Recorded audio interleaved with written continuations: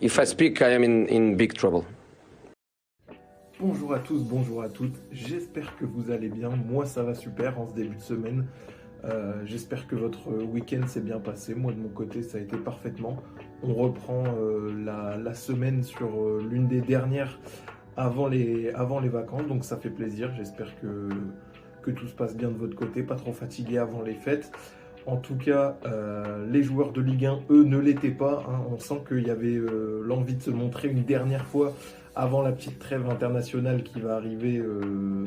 Trêve internationale, qu'est-ce que je raconte? Trêve hivernale qui va arriver dès la semaine prochaine. Parce que là, cette semaine déjà, on n'aura plus de Ligue 1 sur le week-end prochain parce qu'on laisse place à la Coupe de France. Ça va faire plaisir. En tant que fan de Coupe de France, je suis content aussi de revoir cette compétition. Ensuite, il y aura une semaine de pause et ça reprendra la semaine suivante. Donc, petite trêve internationale, dernier week-end de Ligue 1, donc dernier moment pour nos joueurs de Ligue 1 de se montrer. Et on s'est plutôt bien régalé sur ce week-end-là. Il y a de quoi dire, il y a de quoi débriefer. Donc, comme d'habitude, on en discute ensemble. Je vous donne un peu mes ressentis sur certains matchs. Et voilà, tout simplement, on parle de ce qui s'est passé en Ligue 1 sur ce week-end. On a eu, comme je l'ai dit, de très belles affiches. Et moi, j'ai envie de vous parler de 5 matchs en particulier qui m'ont marqué, que ce soit de par l'histoire autour, leur scénario ou leurs enjeux. Le premier match, c'était entre Rennes et Brest. Un derby, on est obligé d'en parler, même si je sais que Rennes et Brestois considèrent pas ça vraiment comme le derby. Rennes, leur adversaire, c'est plutôt Nantes, mais bon, toutes deux équipes en Bretagne, pour moi ça compte. On parle d'un derby, on en parle. Metz-Paris Saint-Germain, alors là, c'était un petit peu David contre Goliath avec deux enjeux complètement différents. Une équipe le maintien, une équipe le titre. Mais bon, ça pouvait apparaître comme un tournant dans la course aux deux. Donc, important d'en parler. Il y a eu le match entre Auxerre et Lille. Alors là, je suis obligé de revenir dessus parce que c'est potentiellement l'un des matchs les plus fous cette saison et on peut élargir à pas mal de saisons. En vrai, c'était quand même un match de dingue, donc obligé d'en parler. Le match entre Lens et Nice, parce que là aussi, deux contextes totalement différents et deux situations qu'on est obligé d'aborder quasiment chaque week-end, tellement c'est intéressant. Et enfin, le match du dimanche soir entre Marseille et Monaco qui apparaît comme l'affiche de ce week-end entre deux grosses équipes ambitieuses, avec aussi des enjeux différents, mais quand même l'une des affiches de notre championnat, Marseille-Monaco, deux équipes qui prétendent au podium en début de saison. Donc on est obligé de revenir sur ce genre de match qui en plus avait une grande importance compte tenu du contexte actuel. Sans plus tarder, je pense qu'on peut commencer directement par le premier match qui s'est déroulé. Comme d'habitude, on fait chronologiquement. Je zappe la défaite de Nantes vendredi soir contre Angers parce que c'est Nantes et c'est Angers. Voilà, balle perdue pour les amis nantais qui se sont fait découper par Angers, mais on en reparlera sûrement un autre moment. Pour vous parler directement de Rennes et Brest, ce match qui s'est joué en terre rennaise, derby comme je l'ai dit, donc match très important pour les deux équipes, qui sont deux équipes qui fonctionnent plutôt très bien dans notre championnat. On n'aurait pas forcément dit ça il y a de ça un mois. En tout cas, il y a de ça un mois, les deux équipes, elles étaient vraiment dans des dynamiques totalement différentes. Mais ça va beaucoup mieux. Rennes, ils sont sur une énorme dynamique. Il y a eu ce gros revers face à Paris, 5-0 quand même la semaine dernière, qui a mis un petit coup dans le moral, j'imagine. Mais bon, il y a un scénario de match, il y a un carton rouge, donc il y a des excuses. Tu joues Paris aussi, donc c'est pas n'importe quelle équipe. Donc j'imagine que ça n'a pas dû trop entamer leur confiance. Et Brest, quand même, on a beau dire ce qu'on veut, ça marche plutôt très bien. 3 victoires sur les 3 derniers matchs. Victoire face à Monaco la semaine dernière. Franchement, rien à dire. Ils commencent à trouver un bon rythme avec une manière de jouer qui est de plus en plus plaisante. C'est vrai qu'en début de saison, quand vous regardiez Brest, c'était compliqué c'était compliqué à regarder. Hein. Dans le jeu, il y avait peu de choses encourageantes. Ça jouait surtout des longs ballons vers Ludo Ajorc en déviation et on voyait ce qui pouvait se passer. Maintenant, c'est beaucoup mieux dans les combinaisons, dans la recherche de possession. Il y a beaucoup plus d'envie. Et on sent que Eric Roy, il a trouvé un petit peu son 11 titulaire assez inamovible. Avec notamment un choix qui est fait depuis quelques semaines au cage avec Grégoire Couder. Ça, c'était un peu une surprise, ça le devient de moins en moins. Là, il y avait l'absence de Ludo Ajorc, remplacé par Mama Baldé en pointe. Donc ça, c'était quand même un gros changement côté Brest. Sinon, le reste, ça reste plutôt sur des bases... Comme les semaines d'avant, hein, du Del Castillo, du Patem Bouk, du Kamori Doumbia qui réalise vraiment une saison, très bonne saison, Kamori Doumbia, saison un peu de révélation, même si on l'avait vu la saison dernière déjà. Et côté Rennes, alors là on est sur un classique, parmi les classiques depuis qu'il fonctionne bien. Habib Bey, il change plus du tout la compo, ce 3-5-2 avec le Paul Mbolo devant, Djaoui Cissé, Madi Camara, Valentin Rongier au milieu, ça bouge plus du tout au détriment d'autres joueurs comme Quentin Merlin qui s'est fait remplacer par Moussa Altamari, comme Seko Fofana, comme Ludo Blas qui sont mis sur le banc depuis quelques semaines et ça bouge plus trop. Mais bon, l'équipe fonctionne comme ça, donc on comprend forcément les choix d'Habib Bey. Mais même s'il y avait pas mal de confiance sur les derniers matchs, ils se sont quand même fait bousculer sur ce début de match sur ce match contre Brest et notamment dans l'entame. Brest qui va venir à l'extérieur en plus à Rennes avec de grosses ambitions, gros pressing, quasiment tout terrain, pression très haute, donc vraiment une équipe rennaise bousculée dans l'entame et ils vont encaisser un but très tôt dans la partie, donc Brest va réaliser un meilleur début de match et en plus ils vont être payés sur leur entame, très bonne entame. Donc ça va vraiment les mettre en confiance avec ce but de Mama Baldé qui les met sur le droit chemin directement. Derrière, Rennes va un peu réagir. C'est vrai que le but va un petit peu calmer la folie brestoise, même s'ils vont continuer à dominer. Rennes va réussir à réagir sur un but d'Esteban Le Paul, grâce à notamment un débordement de Moussa Altamari, mais quand même, faut le préciser, une erreur de Kenny Lala, qui sera par la suite fautif une minute plus tard pour le deuxième but de Rennes. Donc Brest va complètement perdre le fil en une minute. Ils vont passer de 1-0 avec une belle domination à 2-1, être mené même s'il jouait bien. Donc ça, dans le moral, ça va taper.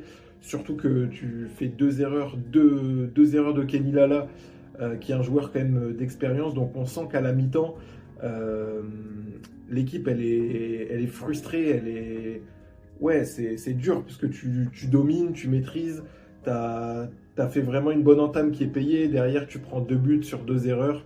Donc compliqué à encaisser, surtout que Brest fait pour moi la meilleure première mi-temps depuis le début de saison. Et tu rentres au vestiaire en étant mené, donc c'est dur. Deuxième mi-temps, on sent que Rennes, ça les a mis bien de revenir directement dans le match. Ils ont repris confiance, Brest va continuer à jouer, mais c'est plus compliqué. L'activité, et je le souligne parce que c'est mon joueur du week-end, l'activité de Moussa Altamari va vraiment leur faire mal. Brest sur son côté gauche, Moussa Altamari, il va multiplier les allers-retours. Il est utilisé dans un poste de piston gauche par Habib Bey. On l'avait connu à Montpellier en tant qu'attaquant dans une équipe qui jouait à 2 attaquants. Et là, le rôle du piston lui va à merveille. Il arrive à faire les tâches défensives. Et offensivement, on sent qu'il a tout le bagage technique d'un attaquant, plus un cardio et une vitesse hors du commun. Donc ça va vraiment faire mal à Brest, ses allers-retours sur le côté gauche. Et je le souligne parce que, comme je l'ai dit, c'est mon joueur de ce week-end. Au final, victoire rennaise qui va être arrachée jusqu'au bout avec un but de Kader Meïté rentré en jeu. Difficile pour Brest qui a fait vraiment ce qu'il fallait en première et qui s'est fait piéger par 2 erreurs, comme je l'ai dit. Encore une fois, Rennes qui profite on va pas dire d'une contre-performance, mais des erreurs d'inattention de ses adversaires pour engranger 3 points qui n'étaient pas non plus donnés d'avance, surtout quand on voit la première. Donc encore bien payé, Rennes. C'est vrai que le début de championnat il avait été très compliqué, et là ils arrivent à encaisser des points qu'ils auraient perdus en début de saison. Donc très intéressant. Ils reviennent quand même 6e avec 27 points. Donc le début de saison, ils semblent totalement oubliés, très très loin. Et ils se relancent pour une course à l'Europe et voire plus. Hein. En vrai, ils sont vraiment sur une belle dynamique. Côté Brest, bon, cette défaite, elle fait mal, mais ça va toujours au classement. Ils sont 11e, ils ont 19 points. Donc voilà, je pense que si on leur avait dit ça en début de saison, ils auraient signé direct. C'est vrai que celle-là, elle fait un peu mal parce que tu te fais avoir sur 2 erreurs, mais bon. S'ils arrivent à s'appuyer sur ce qu'ils ont fait de bien dans ce match-là et qu'ils arrivent à rebondir, je pense qu'il n'y aura pas de mal à perdre contre une belle équipe rennaise en confiance en plus, donc tout va bien. Une équipe qui a aussi bien joué et qui n'a pas été payée dans le résultat, c'est Metz face au Paris Saint-Germain. Metz qui était quand même en difficulté avant ce match, besoin de points. Ils restaient sur cette défaite face à Auxerre la semaine dernière, où ils avaient la possibilité d'arracher mieux qu'une défaite. Ils se sont fait prendre par une équipe de Brest assez réaliste. Une équipe qui est souvent décrite comme joueuse, pas la pire à regarder jouer de notre championnat, mais ils arrivent pas à prendre les points qu'ils doivent, Metz, et ça leur coûte quand même beaucoup au classement. Et en plus, ce week-end, ils affrontaient Paris qui voulait reprendre sa première place. Paris qui restait sur une belle victoire face à Rennes, mais avant ça, face à Monaco, il y avait eu des défaites. Donc besoin vraiment de reprendre une vraie confiance face à un adversaire plus faible. Et en vrai, le match comme prévu, on va dire, il va être totalement dominé par Paris qui retrouve pour le coup un milieu de terrain assez classique avec le trio Fabian Ruiz, Vitinha, même s'il y avait l'absence de Joao Neves, il était là la semaine dernière. Là, choix du coach, il n'était pas sur le terrain titulaire. On a préféré Quentin Djantou qui a joué au milieu de terrain.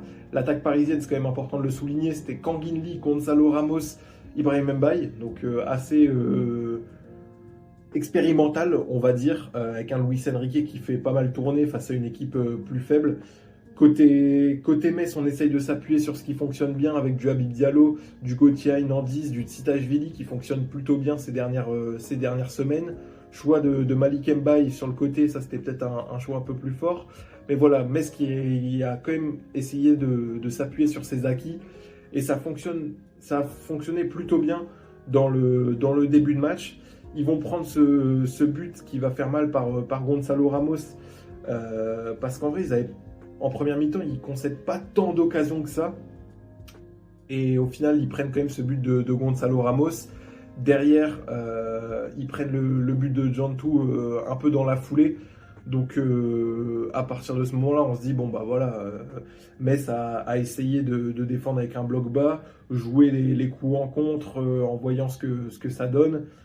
Même s'ils l'ont plutôt bien fait, en vérité, avant de prendre ces 2 buts-là, ça jouait plutôt bien, avec une stratégie défensive contre-attaque assez classique quand on joue le Paris Saint-Germain. Est-ce qu'on a le choix de toute façon quand on est Metz? Mais ils prennent ces 2 buts-là, donc on se dit, bon bah voilà, dommage, Metz aura essayé. Juste avant la mi-temps, ils vont quand même réussir à réduire l'écart par Jessie Deminguet parce qu'ils ne se sont pas arrêtés de jouer. Et en vrai, après le but de Djantou, ils vont pousser un peu, ils vont avoir un temps fort qui va se solder par un but. Donc retour au vestiaire à 2-1 et tout est permis comme espoir.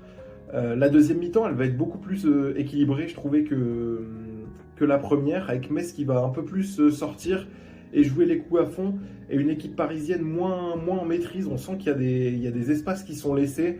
Même si il y a un gros Zaïre Emery, je trouve qu'il monte vraiment en puissance. Ils vont laisser quand même de la place pour Metz pour qu'ils développent leurs attaques. Malheureusement, Metz, ils vont avoir leur temps fort, succession de corners, coups de pied arrêtés, tout ça. Donc on se dit, pourquoi pas, ils peuvent revenir à 2-2. Et sur un corner, ballon dégagé par Paris, 2 passes, Doué qui se retrouve tout seul face à face. On comprend pas bien comment Metz, ils n'ont pas juste mis un dernier défenseur pour jouer Doué en 1 contre 1. Bon, naïveté défensive de Metz qui est cash payé par Doué qui était rentré en jeu. Il faut quand même préciser que le début de match, Metz, il joue une attaque Gonzalo Ramos, Mbaye. C'était qui le troisième? Je l'ai dit tout à l'heure. Kangilny, pardon. Donc attaque expérimentale, ça va. Il y a des meilleures attaques, mais ça reste quand même pas mal. Derrière, les changements qui sont faits par Luis Enrique, entrée de Désiré Doué, entrée de Kvaratskhelia, pardon, entrée de Bradley Barcola. Bon chance. Voilà, t'as défendu pendant 60 minutes face à des Parisiens qui ont quand même le ballon, donc t'as couru, t'es fatigué. T'as ces 3 mecs-là qui rentrent. Un peu démoralisant. Derrière Doué, il marque son but. Metz ça va pas enterrer Metz, qui va quand même réagir avec Titaishvili, qui va vraiment mettre le club sur ses épaules en marquant un but en soliste magnifique de Titaishvili, 3-2.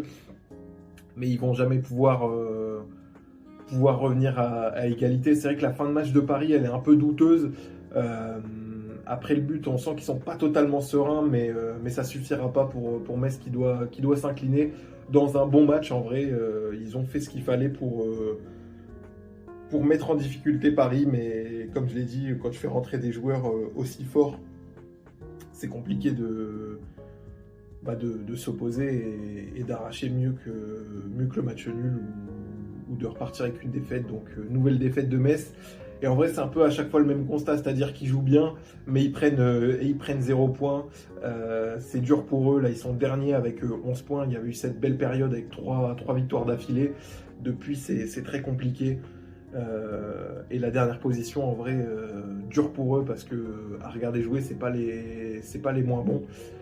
De son côté, Paris, belle victoire qui les fait repasser provisoirement premier avant le match de Lens qu'on abordera un peu plus tard. Ils mettent pression et même si tout n'a pas été bon dans ce match, ils enchaînent quand même les victoires et ils se donnent toujours cette possibilité de reprendre la première place au moindre faux pas de Lens en championnat. Voilà pour ce match-là. On a eu derrière dimanche dans le multiplex un match qui était complètement fou. C'est le match entre Auxerre et Lille qui était a priori pas le match le plus, le plus beau sur l'affiche, on va pas se mentir. Auxerre et Lille, de belles équipes, mais bon voilà, je sais pas si on allume sa télé tous les jours pour voir un match entre Auxerre et Lille, si on n'est pas supporter auxerrois ou lillois. Auxerre qui par contre avait besoin de prendre des points. Il y avait eu cette belle victoire face à Metz. On sent qu'après le match face au Paris FC, où ils avaient réussi à marquer un but, il y avait eu un petit déblocage, notamment offensivement, parce qu'ils restaient quand même sur 5 matchs sans marquer. Donc ça leur avait fait du bien au moral. Et le match face à Metz la semaine dernière, où ils avaient réussi à marquer 3 buts quand même, ça les avait bien relancés. Donc nouvelle confiance renouvelée, mais toujours besoin de points parce que dans la lutte au maintien. Lille de son côté, en Ligue 1 tout va bien, grosse confiance en Ligue 1, un petit peu entachée par les performances en Ligue Europa qui sont un peu hasardeuses. En semaine, juste avant ce match contre Auxerre, il y avait eu cette défaite face aux Young Boys qui n'était pas forcément prévue dans les plans, j'imagine. Donc ça a un peu entamé la confiance, mais comme je l'ai dit, en Ligue 1 tout allait bien. Au niveau des compositions, assez intéressant. Pour Auxerre, vrai choix du coach. On reste sur le 4-3-3 qui avait bien fonctionné face à Metz, mais changement dans la ligne offensive avec la titularisation de Josué Casimir à gauche et Dani Namazo en pointe.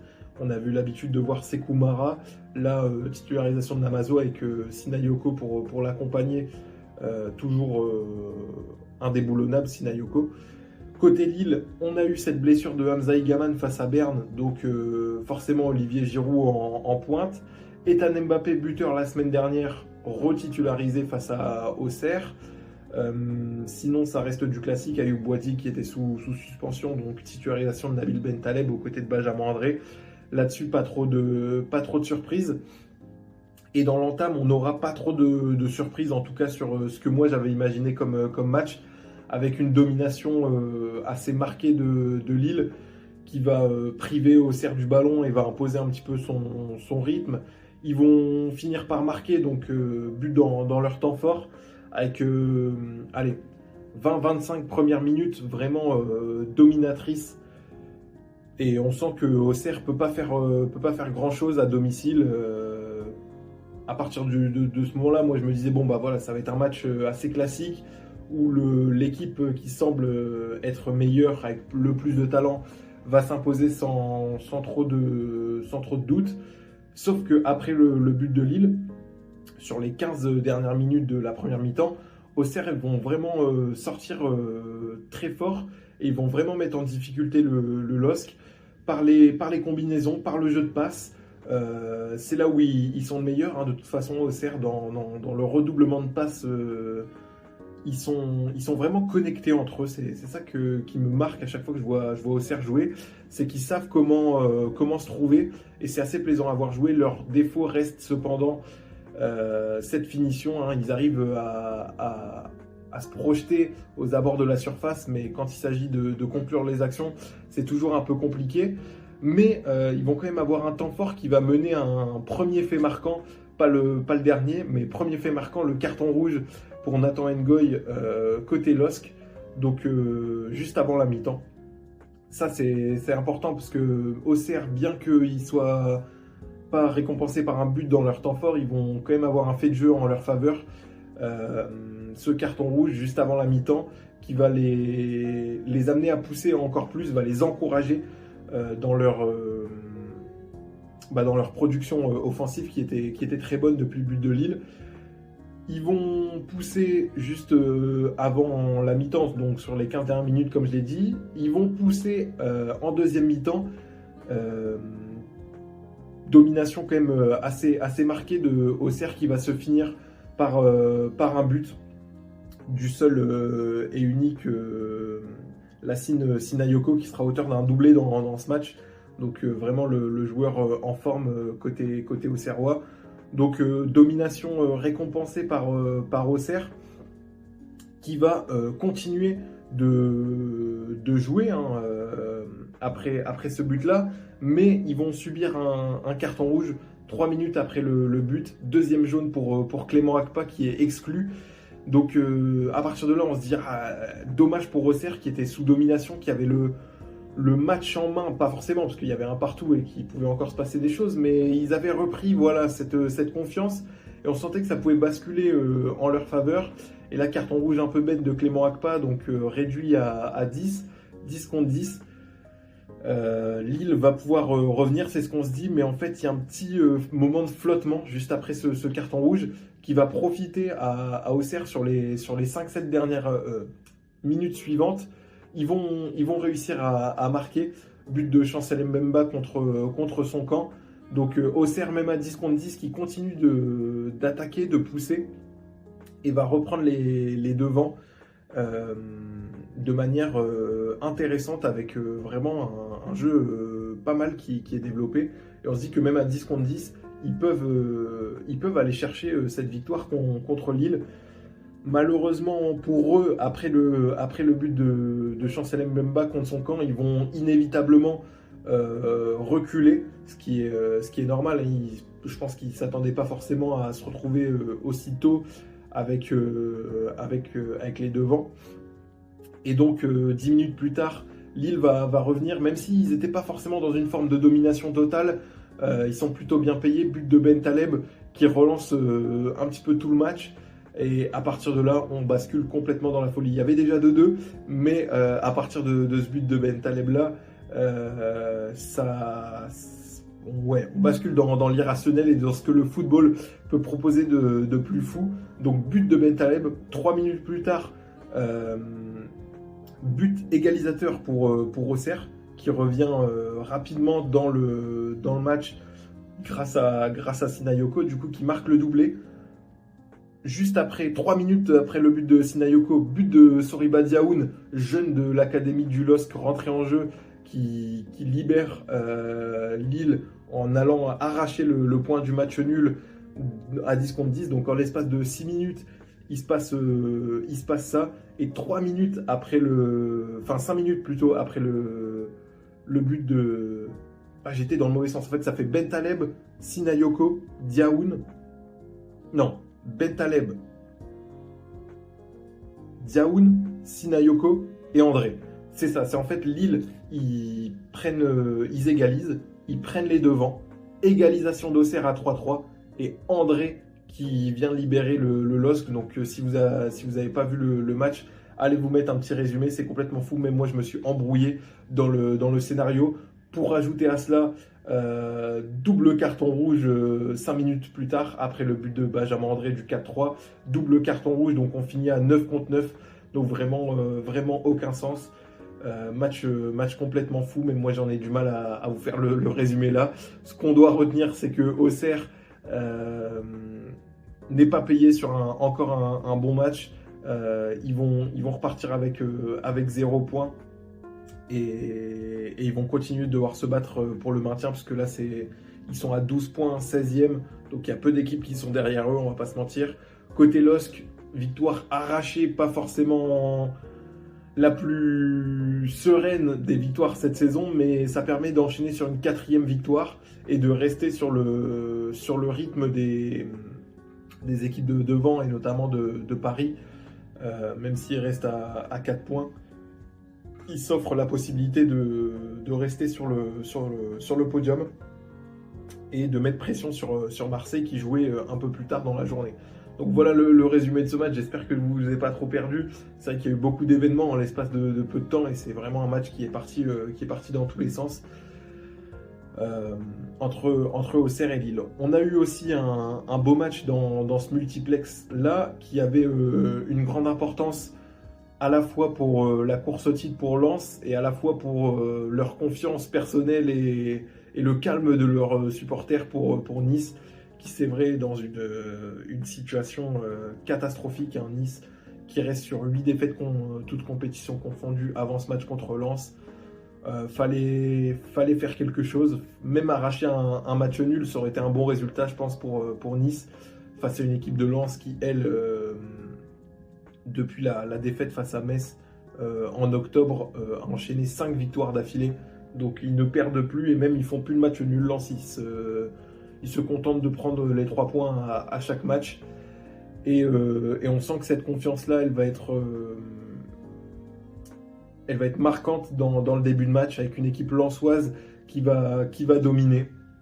Nice va, comme la semaine dernière, se positionner dans un bloc un peu plus bas, et en jouant sur la vitesse, la qualité de projection de Jansson et Mohamed Ali Chaud, 2 attaquants titularisés qui n'étaient pas là. Enfin, Chaud était là la semaine dernière, pas Jansson. Première titularisation pour lui, je crois, cette saison.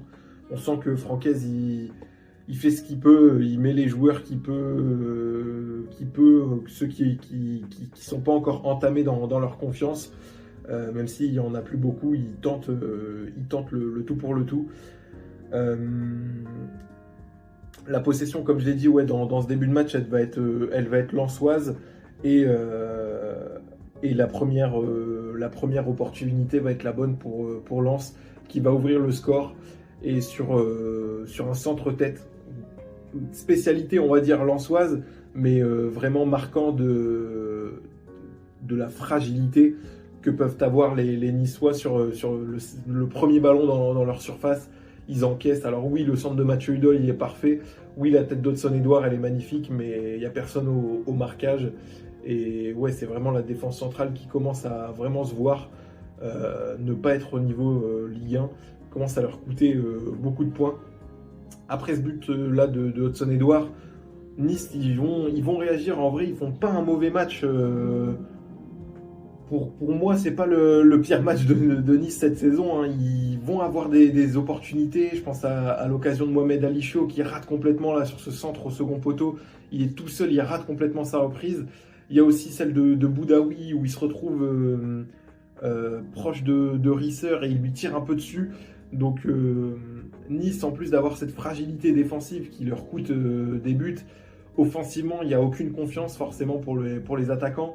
Et du coup, ils n'arrivent pas du tout à trouver le chemin défilé. Et au final, quand tu marques pas sur tes occasions et que tu es fragile défensivement, bah, tu te fais punir.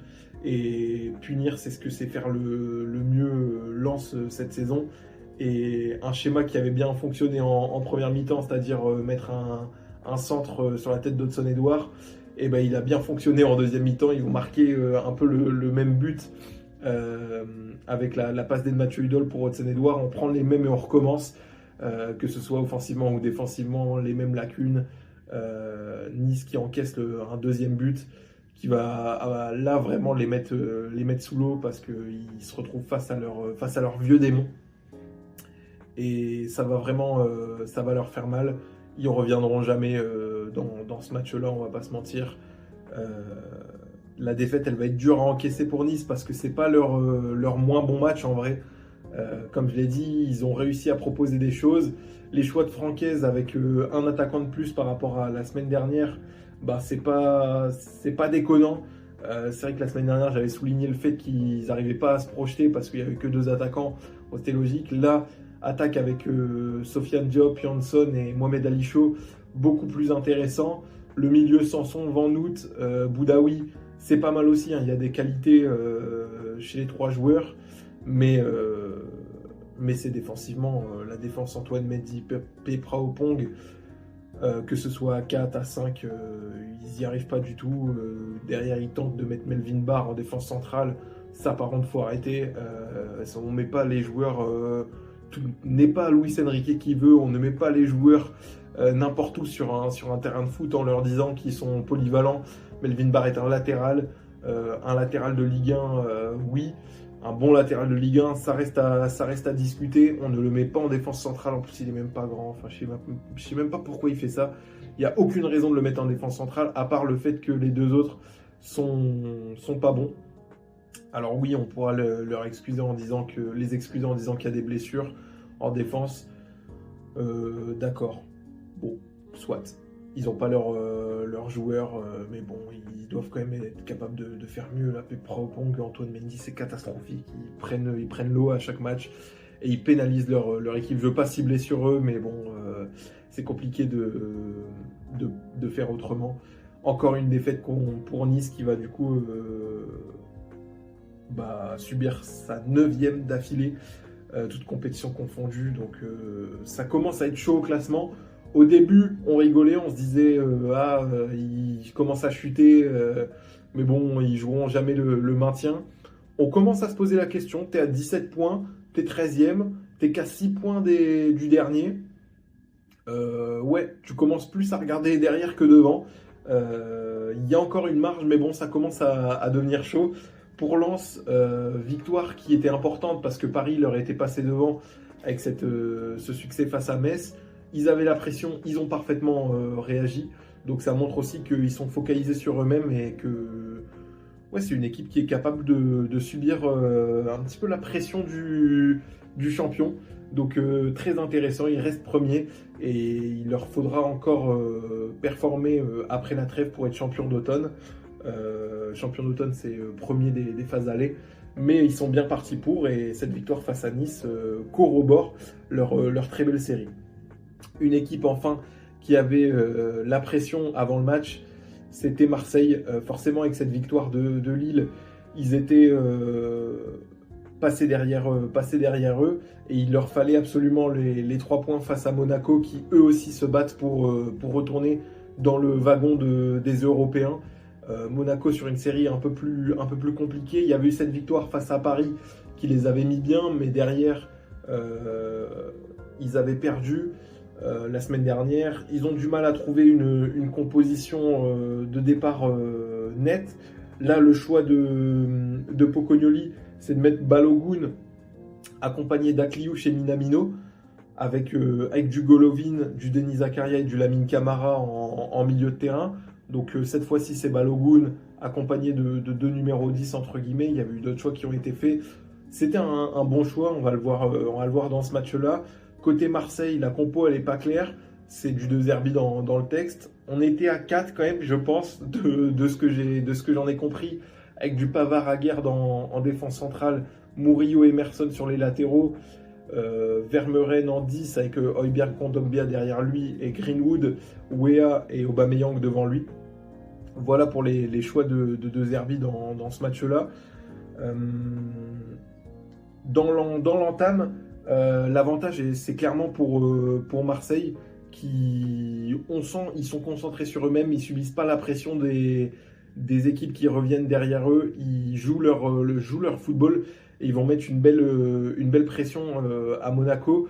Le problème, il est toujours le même, ça leur avait coûté les 3 points la semaine dernière face à Lille, c'est l'espace dans leur dos, c'est catastrophique, je sais pas comment ils s'en rendent pas compte, mais à chaque fois qu'il y a un ballon en profondeur, il y a danger.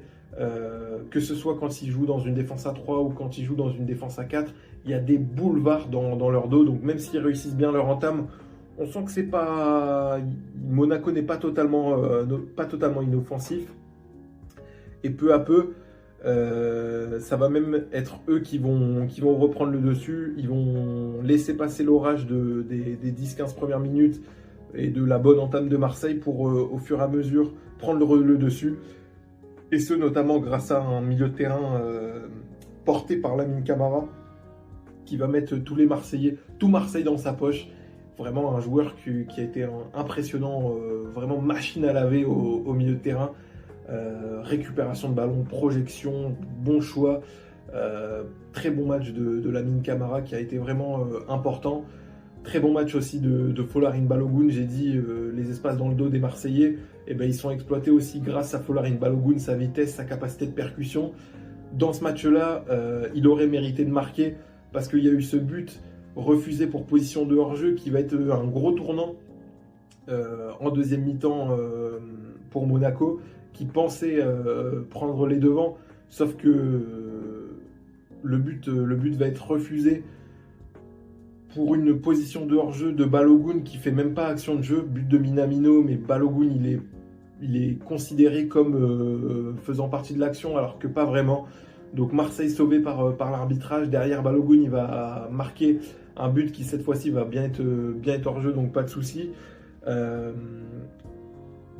Donc voilà, ils vont avoir assez chaud. Rouli il va sortir énormément de parades, donc faut saluer sa performance aussi à lui qui laisse Marseille dans le match.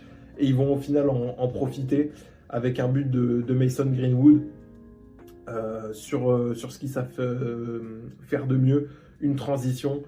Ils ont été bien aussi aidés par l'entrée de Peshao qui a vraiment été intéressant, pas titularisé, mais il a apporté toute sa percussion en sortie de banc, donc ça c'était vraiment intéressant. Ils arrachent cette victoire. Je dirais pas que c'est un braquage, mais c'est peut-être pas la victoire la plus dominatrice de leur championnat. En même temps, la semaine dernière face à Lille, je pense qu'ils auraient mérité mieux que de revenir avec 0 points. Là, ils auraient mérité à minima le match nul, sinon la défaite. Donc il y a de la compensation, au final une certaine logique dans le football, même si c'est aux dépens de Monaco qui a vraiment fait le match qu'il fallait, je pense, pour s'imposer. Ça reste une victoire très importante pour Lille, pour Marseille, pardon, qui reste à niveau de Lille à 29 points, avec ce rêve de pourquoi pas jouer le podium dans un premier temps et profiter des faux pas des équipes devant Paris et Lens. Pour Monaco, par contre, c'est une défaite qui fait très mal, surtout quand dans le contenu ça jouait bien. Ils auraient mérité mieux, comme je l'ai dit, mais au final ils tombent à la 9e place. Ça commence à devenir dur pour Monaco qui a seulement 23 points, décroché du wagon de tête. Et maintenant, faut potentiellement se tourner vers d'autres objectifs que le podium et la Ligue des Champions, et peut-être considérer juste une place européenne comme une saison réussie. Voilà pour le débrief de cette 16e journée de Ligue 1. Comme je l'ai dit, trêve hivernale, Coupe de France. Donc on aura un petit peu de répit dans le championnat. J'espère que ce petit débrief vous aura plu. N'hésitez pas à me dire ce que vous en avez pensé. En attendant, on se retrouve, que ce soit sur Twitter, je vous le mets en description comme d'habitude, ou sur YouTube. Et voilà, je vous souhaite de bien vous porter et on se retrouve bientôt. Allez, salut!